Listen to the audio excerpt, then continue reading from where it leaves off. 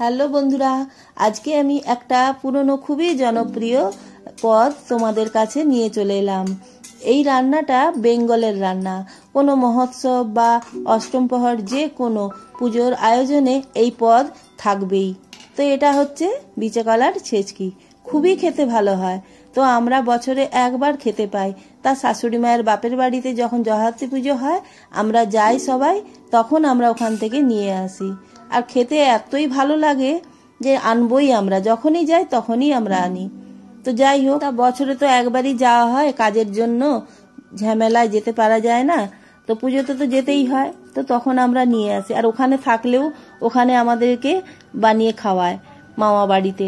তো যাই হোক, আমি তো আগে জানতামই না, এটা আমার বাপের বাড়িতে নেই, তো ওখানে আছে। ওখানে আমার যে মামা শ্বশুর ছিলেন, মামা শ্বশুর আমাকে শিখিয়ে দিয়েছিলেন যে কিভাবে করবে।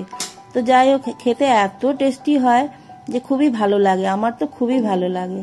তো গরম ভাতের সঙ্গে পাতলা মসুরের ডাল হবে আর এই বিচে কলার ছেচকি খুবই ভালো লাগে। তো কিভাবে বানাবো আজকে তোমরা দেখবে, যারা জানো তারাও দেখো, আর যারা জানো না তারাও দেখো আমি আজকে কিভাবে বানাবো। দেখো, এইগুলোই বিচে কলা। তো আমি নিয়েছি 7টা নিয়েছি, আর একটু হলুদ জল করে নিয়েছি যাতে না কালো হয়। কলার একটা কষ আছে, তো দেখো ভেতরে বীজ ভর্তি। তো এবার খোসাগুলো ছাড়িয়ে নেবো, ছাড়িয়ে নিয়ে হলুদ জলে ভিজিয়ে নেব।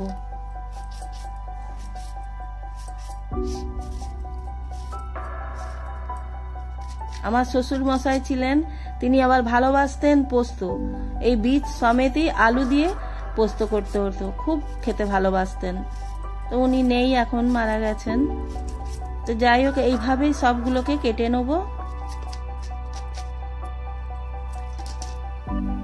এর সাথে বেগুন দেবো, বেগুনটা ডুমো ডুমো করে কেটে নেব। তো এগুলো কাটা হয়ে গেলে একবার ধুয়ে নিয়ে গ্যাস জ্বালিয়ে কড়া বসিয়ে দেবো। কড়াতে দিয়ে দেবো এগুলোকে, দিয়ে পরিমাণ মতন জল দিয়ে দেবো। এগুলোকে সেদ্ধ করতে হবে, নুন আর হলুদ দিয়ে সেদ্ধ করে নেব।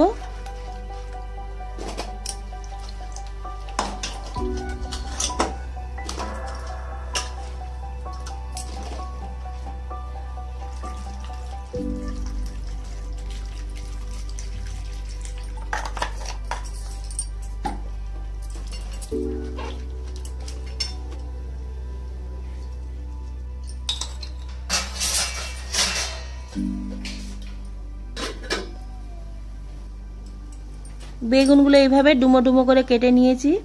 এগুলো নুন হলুদ একটু মাখিয়ে নেব, ভাজতে সুবিধা হবে।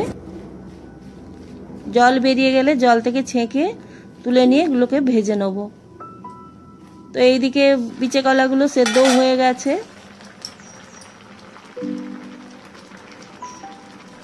জল থেকে ছেঁকে তুলে নেব, তুলে নিয়ে একটু ঠান্ডা হতে দেবো। ঠান্ডা হয়ে গেলে এর বীজগুলোকে সব ছাড়িয়ে নেব। তো বীজগুলো কিভাবে ছাড়াবো তোমরা দেখো।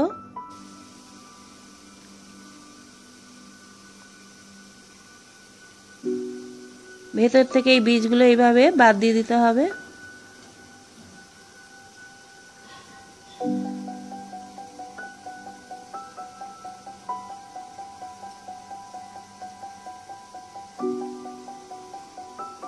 এইভাবে সব বিচে কলার বীজগুলো সব ছাড়িয়ে নেব।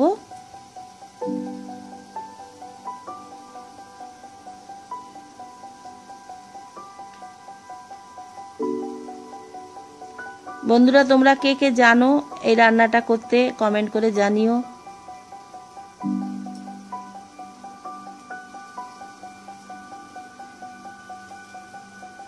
তো তোমাদের যারা জানো না তাদেরকে আমি একটু দেখাচ্ছি, দেখো তোমরা, খেতে খুবই টেস্টি হয়,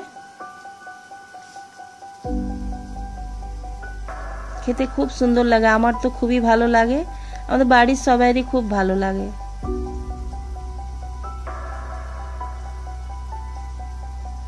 এইভাবেই বীজগুলোকে সব ছাড়িয়ে নেব।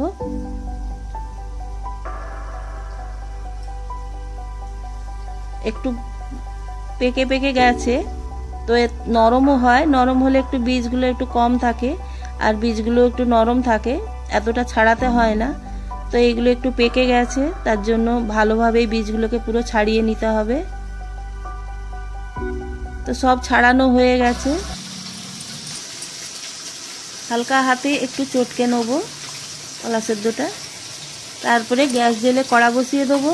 পরিমাণ মতন সর্ষে তেল দিয়ে দেবো। সর্ষে তেল দিয়ে বেগুনটা ভেজে নেবো। হলুদ জল থেকে নিকড়ে নিয়ে বেগুনগুলোকে দিয়ে দেবো, দিয়ে লাল করে ভেজে নেবো বেগুনগুলো।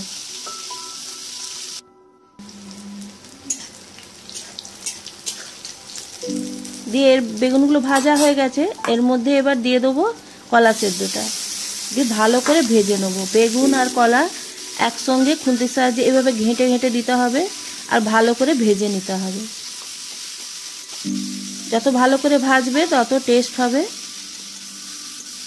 এই খুন্তির সাহায্যে ঘাঁটাও হয়ে যাবে, তার সাথে ভাজাও হয়ে যাবে।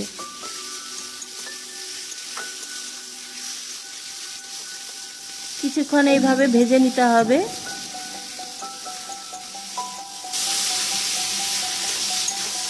এইভাবে ভেজে নিতে হবে।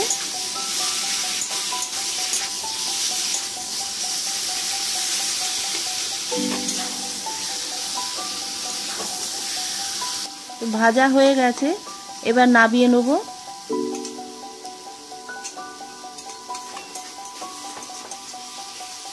ওই কড়াইয়ের মধ্যেই 1.5 চামচ সর্ষে তেল দেবো আর 4টে শুকনো লঙ্কা ছোট ছোট করে কুচিয়ে নিয়েছি, আর তেজপাতা একটা বড় ছোট ছোট করে কুচিয়ে নিয়েছি।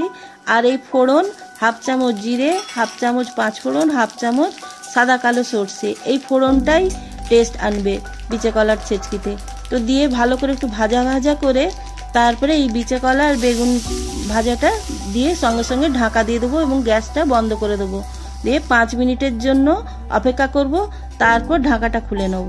ঢাকাটা খুলে এইভাবে খুন্তির সাহায্যে ভালো করে আবার ঘেঁটে ঘেঁটে নেবো, ভালো করে মিশিয়ে নেবো ফোড়নের সাথে। তো এই ফোড়নটা দেওয়ার সঙ্গে সঙ্গে ঢাকা দেওয়ার কারণ হচ্ছে এর যে গন্ধটা, ফোড়নের যে গন্ধটা, সেই গন্ধটা যাতে এর সাথে ভালোভাবে মিশে যায়, তার জন্য এইভাবে ঢাকা দিয়ে দিতে হবে। দিয়ে 5-6 মিনিট পর ঢাকাটা খুলে এইভাবে ভালো করে ঘেঁটে ঘেঁটে ঘেঁটে ঘেঁটে নামিয়ে নিতে হবে। তো বন্ধুরা, কেমন লাগলো আজকে আমার বিচে কলার ছেচকি কমেন্ট করে জানিও। তো গরম ভাতের সাথে খুবই ভালো লাগে। যারা জানো না তারা একবার এটা রান্না করে খেয়ে দেখবে, খুবই খেতে ভালো হয়। তাহলে আজকের মতো আসছি। সবাই ভালো থেকো, সুস্থ থেকো।